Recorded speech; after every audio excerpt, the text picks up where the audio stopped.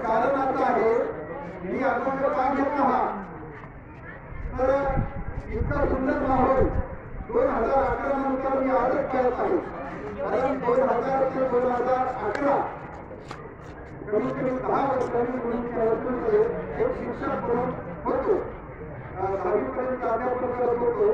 त्याच्यानंतर आज मला माहोल दिसला.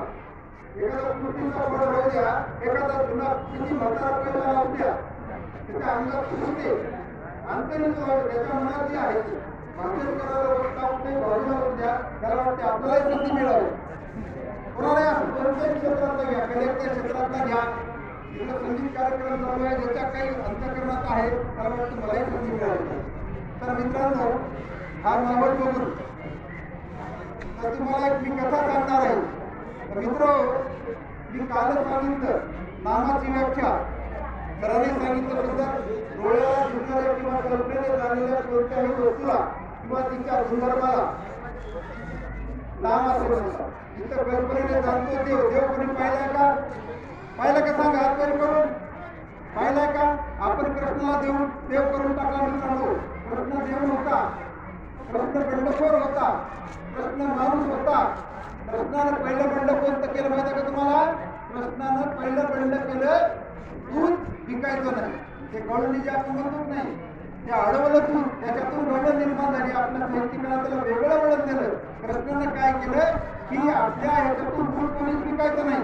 कारण दूध पिऊन आपले मुलं बाळं झाले पाहिजे, ताकदवर बनले पाहिजेत, त्याच्यामध्ये शक्ती आली पाहिजे, ते बलाढ्य पडले पाहिजेत. म्हणून कृष्णानं पहिलं बंड केलं की मित्रांनो दूध कोणी विकायचं नाही. म्हणून ते गवळण अडवायची लावली जाते. गवळण नाही झाली. आणि दुसरं कृष्णाला कोणतं बंड केलं माहिती का मित्रांनो? दुसरं कृष्णाला बंड केलं इंद्राची पूजा करायची नाही, म्हणजे देवाची पूजा करायची नाही, गोवर्धनाची पर्वताची पूजा करायची, निसर्गाची पूजा करायची. निसर्गाच्या फळाची, फुलाची, गाय, वासरू जे जे तुम्हाला देते, ज्याच्यातून आपलं पोट भरते, वनस्पतीतून पोट भरते, त्या शेतावर आपल्याची पूजा करायची. आणि कृष्णानं तिसरं बंड कोणतं केलं माहिती का तुम्हाला? कृष्णानं तिसरं बंड केलं मित्रांनो, काला.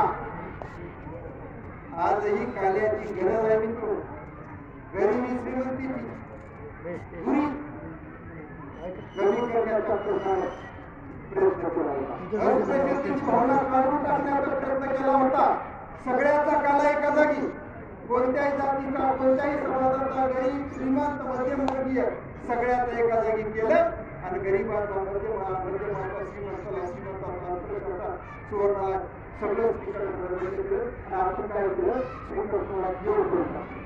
तर मित्र हो, देव पाहावे असे गेलो, देवाची होऊन गेलो. तुम्हाला देवाची एक कल्पना सांगतो, प्रत्येकाला देव होता येते.